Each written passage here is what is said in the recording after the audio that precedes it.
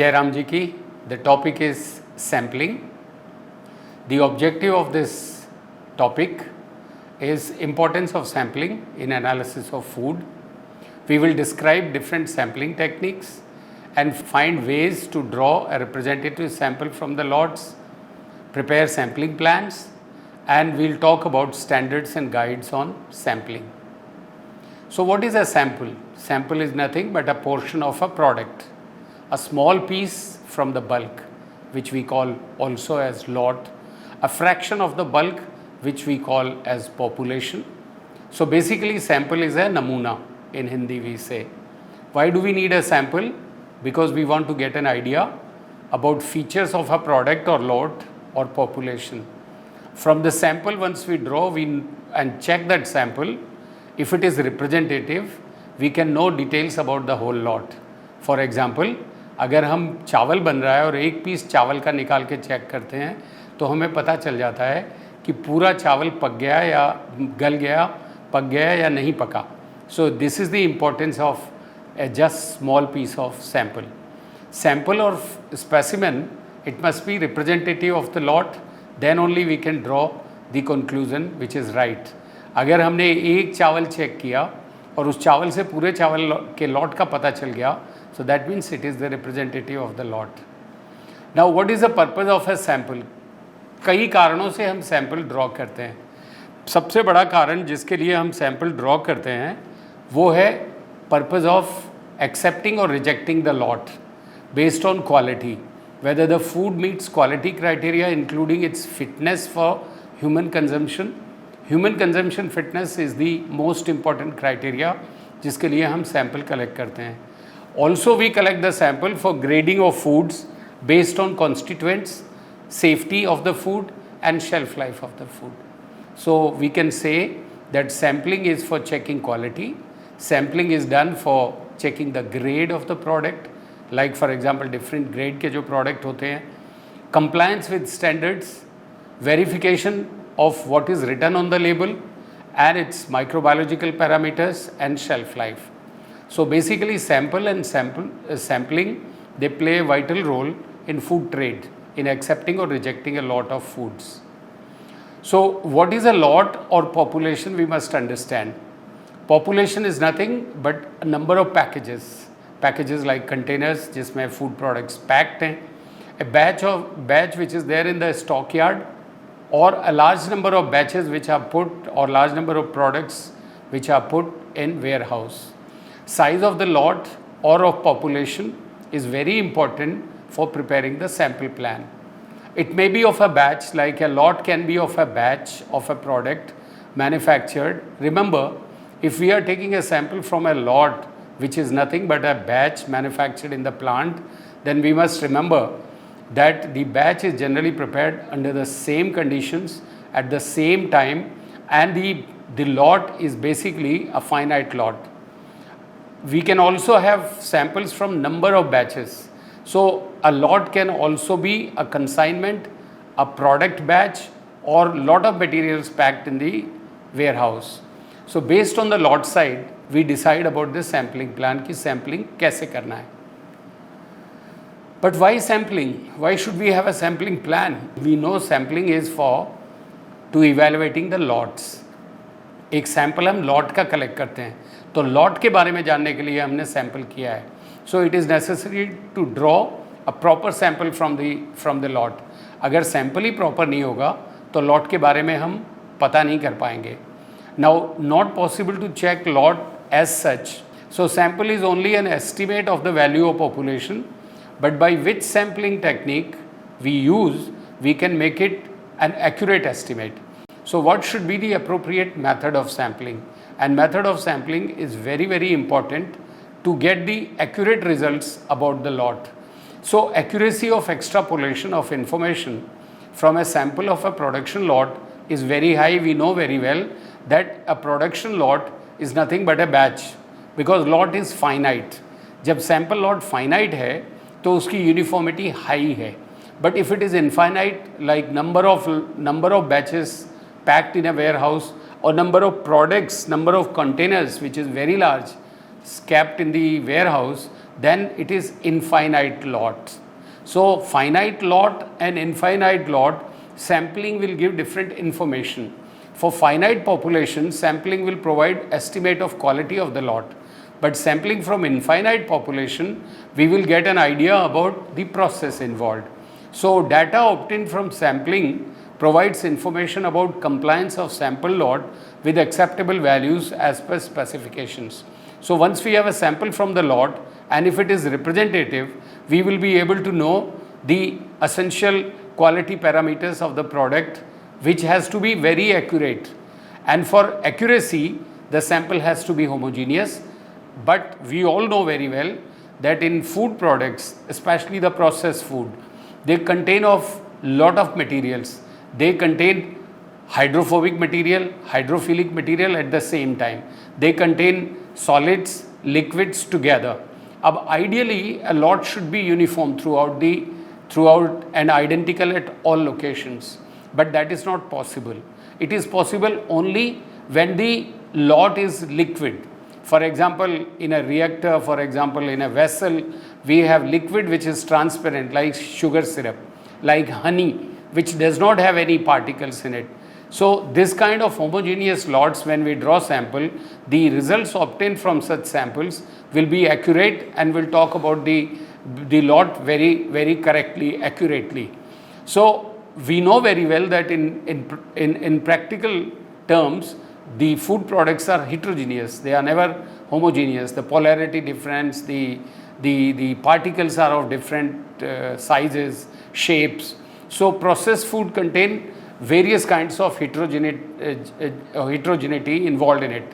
The sampling plan should be as per the homogeneity and as per the heterogeneity, and taking care of the heterogeneity, we have to have a sample plan and adopt a sampling method.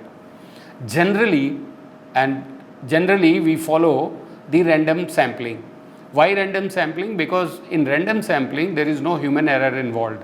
It is independent of human error. So chances of error because of judgment, because of the person's mistakes is ruled out. We draw the sample from several locations within a lot so that the sample is representative of the lot. For liquids, as I just said, if it is in small containers, we just shake the container, and if it is in large container, we may just aerate the container to bring homogeneity. But sampling from the solids like grains from a wagon, grains from a truck, or grains in the warehouse, mixing is impossible. So what do? We do sample drawing from different places, from various points in the lot, but again in the random manner. Now there are sampling errors involved in it in the case of solids. For example, आटे की बोरी में आप sample draw करेंगे तो उसको different corners से आप उसमें से पियर्स करके लॉट सैंपल निकालेंगे, छोटे छोटे सैंपल डिफरेंट लोकेशन से निकालेंगे. लेकिन अगर आप ग्रेन्स में से सैंपल कर रहे हैं, चावल का सैंपल कर रहे हैं, गेहूं का सैंपल कर रहे हैं, दाल का सैंपल कर रहे हैं, तो पार्टिकल साइज एंड शेप के अनुसार सैंपल डिफरेंट हो जाएगा. अगर राउंडेड पार्टिकल्स हैं और अगर राउंडेड पार्टिकल्स हैं इजीली आ जाएंगे, लेकिन अगर डिफरेंट शेप्स में पार्टिकल्स हैं तो उसमें ट्रायर में आएंगे नहीं. इसी प्रकार से यदि मान लीजिए सॉलिड आपका हाइग्रोस्कोपिक है तो वो स्टिक भी कर सकता है सैम्पलिंग डिवाइस से. So we have to be very very careful about at the time of drawing the sample. अगर सैम्पल हम हॉरिजॉन्टली ड्रॉ कर रहे हैं या वर्टिकली ड्रॉ कर रहे हैं उससे भी अंतर पड़ेगा. So in horizontally drawing samples larger amount of smaller size particles will come. In vertically drawn samples, it will be much less. So method of sampling will play a vital role in this case. After we have collected the sample, we must remember that collection of sample has to be done in a manner that the reliability of analytical data are absolutely perfect. The collection of the sample, representative sample, has to be sent to the lab. The lab should prepare the sample, and the preparation of the sample is done as per the analytical method involved. So basically 3 steps are there. We collect the sample, we prepare the sample for analysis, and then we analyze the sample. Now remember, these 3 steps are independent of each other, but each one of them have a decisive influence on each other. So we have to be very, very careful in not committing any error at any stage in these 3 steps. So we should have a plan for each activity with quality standards and standard operating procedures. Proper sample size, suitable containers for sampling, these are all, and how to preserve the sample so that it doesn't get spoiled. How do we transport the sample before the analysis?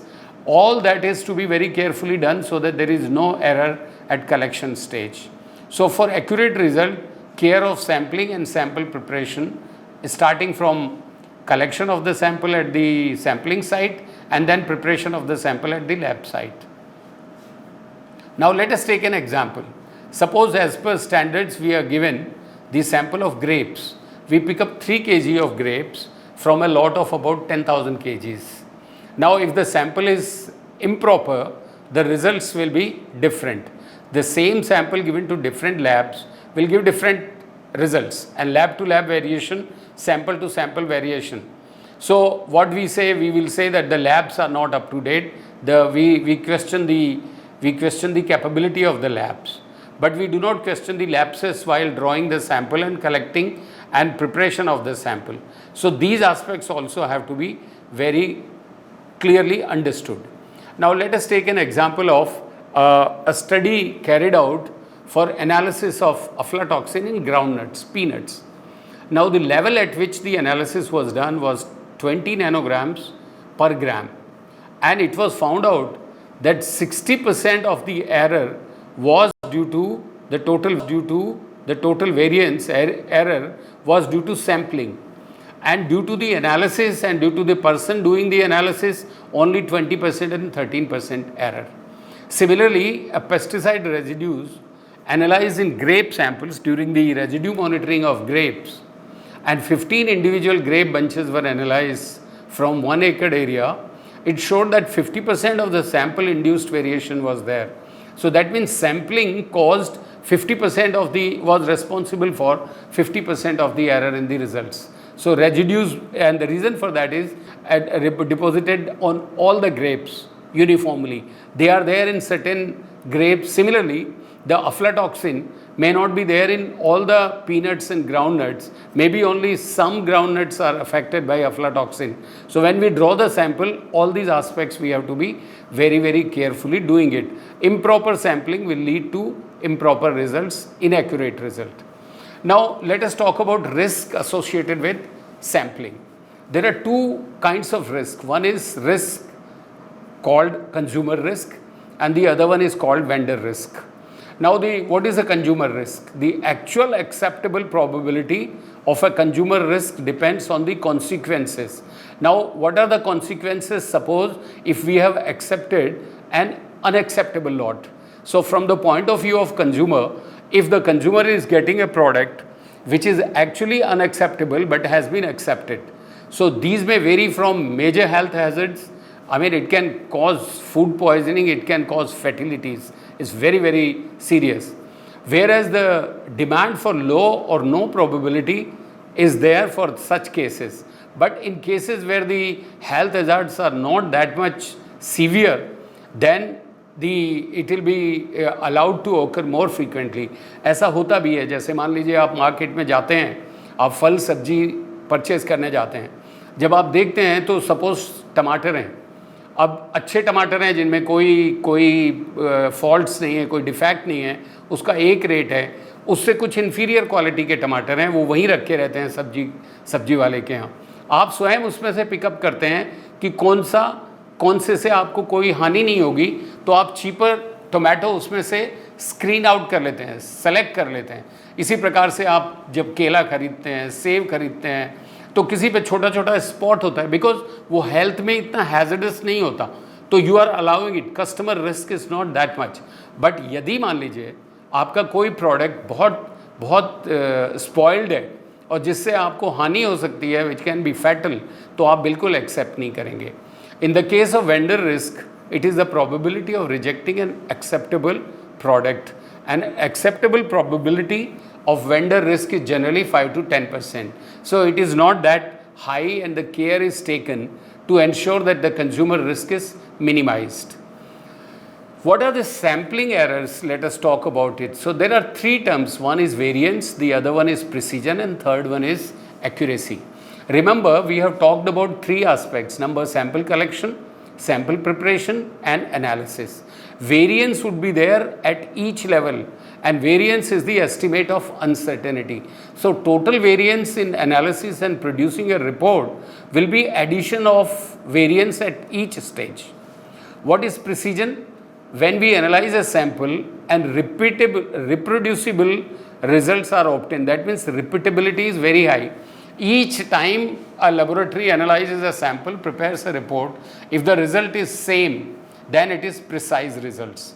But whether the result is accurate or not, that is very important. Important is of course precision, but we have to have precise results with accuracy. And what is accuracy? Accuracy is the results are true to the value. What is the actual value of the product? If same value the analysis is giving, then it is accurate results. So accurate result all the time reproducible is the desired, that is the goal for doing the sampling. So variance has to be minimum, precision has to be high, but the focus has to be on accuracy. Now let us take an example of flour. Flour sampling as per AOAC method 92508.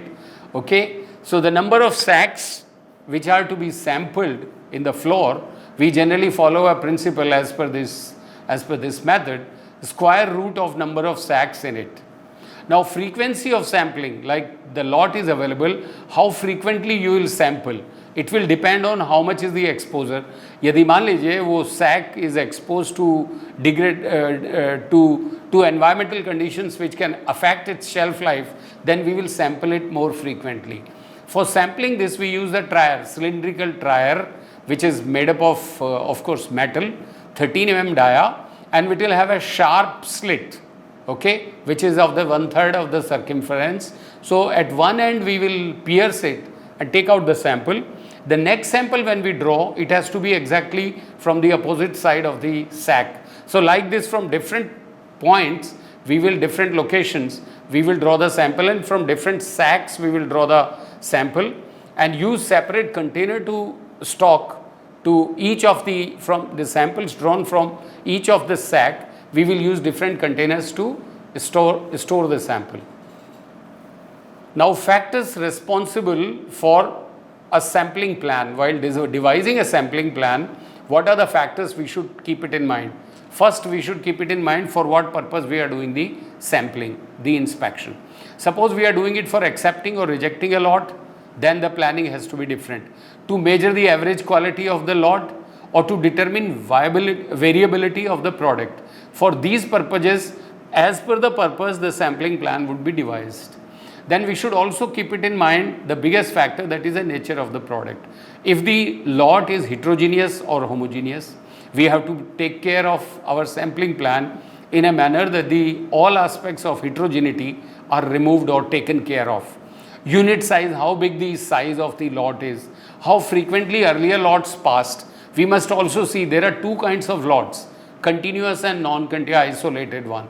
In the case of, for example, a product which has been tested earlier, which is known, about which we know, which is known for its quality, then how frequently earlier lots had passed and how frequently they were rejected, that also will play a role in sampling. What is the cost of the product? Of course, it is important, but it is not important when we are talking about health and hazards involved in the sample, the lot that is to be accepted or rejected. Now, the next one is nature of the test method. What are the kind of test method we are going to adopt to analyze the sample, whether it is critical or minor, passing or failing, vital for health, whether it is hazardous if the sample is passed or it is non-hazardous, the test method is destructive, and what is the testing cost. Accordingly, we will draw the sample, we will carry out the sampling. Nature of population and lot. How big the lot is, how large the lot is, how uniform the lot is. Lot consisting of smaller, easily identifiable sublots, that also we have to keep it in mind. And distribution within the population. How a lot is proper, different kinds of For example, containers like 100 ml packing, 250 ml packing, half liter packing, 5 kg packing, 10 kg packing. So distribution within the population, and maybe from one source, maybe from different sources. So these are the factors we have to keep in mind while drawing the sampling plan. The sampling is generally done by statistical sampling, or we also call it probability sampling. It is also called simple random sampling. We must know the number of units in the population, as already said, assign each unit a number, and select a quantity of random numbers from 1 to total number of lots units to be sampled. Determine the sample size and potential impact of a consumer or vendor error. We have already talked of consumer risk and vendor risk. That we should keep it in mind while taking into account the statistical sampling. Units corresponding to the random numbers are the estimate of the population, we must remember. Now, systematic sampling is used when a complete list of sample unit is not available. Like we are not checking a batch which is their production batch or something. When the complete list is not available, we do systematic sampling. But when samples are distributed evenly over a time or space, such as on a production line, first sample selected randomly, and then every nth unit after that is done systematically. The next sampling way is stratified sampling. That means we divide the whole population, the lot, into strata and subgroups, so that each subgroup, and we divide it in such a manner and that each subgroup is as homogeneous as possible that we can select. Random samples are then drawn from each subgroup. Let us see how does it look like. This is stratified sampling. We have on the left side population. We divide that into strata, and from each strata we do the random sampling, and we have then samples for analysis. The next one is cluster sampling. There we divide the population into clusters or subgroup, so that clusters characteristics are as identical as possible. This is based on the characteristic. First, clearly define the population and then divide it into clusters having diverse population. Every potential characteristic of entire population be presented in each cluster. We must make sure. Each cluster must have similar distribution of characteristics as the distribution of the population as a whole. This is very, very important. And taken together, the sample, the cluster should cover entire population. So basically what we are doing is we are taking a population, divided into clusters, but we should draw the sample in such a manner that from each clusters the sample drawn must represent the entire population which was divided into clusters. No any overlap between clusters. Clusters should be small and having similar number of units in each cluster, because there must be homogeneity as much as possible. Clusters are sampled randomly and may be either totally inspected or subsampled for analysis. Then we do the composite sampling, that is more in the case of bulk sampling when we do obtain samples from bagged products such as flour, seeds, larger items, grains. So 2 or more samples are combined together. So number of samples we collect, so we combine them together, make a composite sampling before analysis. Let us see cluster sampling. This is, first we define the population, the complete population. We make clusters. As you see here, we try to do clusters in such a way that the samples from all the clusters, the whole population is represented there. With these words, I say thank you very much for the time that you have given for this part of sampling. Jai Ram Ji ki.